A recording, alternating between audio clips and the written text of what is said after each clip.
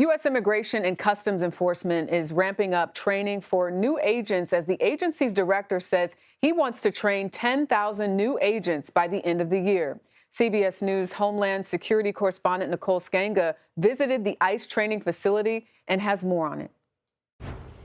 Acting ICE Director Todd Lyons told CBS News he believes the agency can hire 10,000 immigration agents by the end of the year, nearly doubling the number of ICE, ERO, enforcement and removal operations agents in just 5 months. How is he going to do that? Well, we're here at the FLETC Federal Law Enforcement Training Center in South Georgia. And ICE officials here say they're trying to more than double the number of ICE Academy instructors from 30 to 70.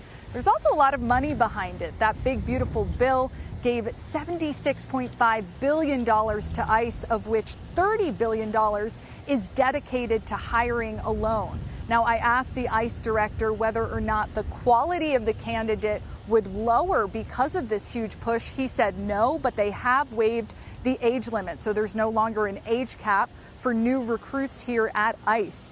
In addition to that, he said that there have been 120,000 applicants so far. Just to put that into context, though, back in 2017, the Department of Homeland Security's Inspector General looked into a similar hiring push and found that in order to hire 10,000 new agents, ICE would have to talk to 500,000 people. So they're not quite there yet.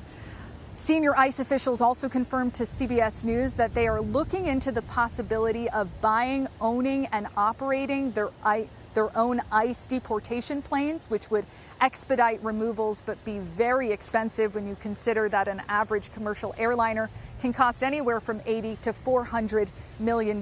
Now, we sat in on a lot of trainings today. We went to the gun range, the driving range, and you might notice that ICE officials here asked us not to show the faces of ICE trainees and instructors. They said that's out of an abundance of caution because there has been an increase in the number of threats to federal law enforcement officers to the tune of 1,000%. I'll send it back to you. All right, Nicole Sganga, thank you so much.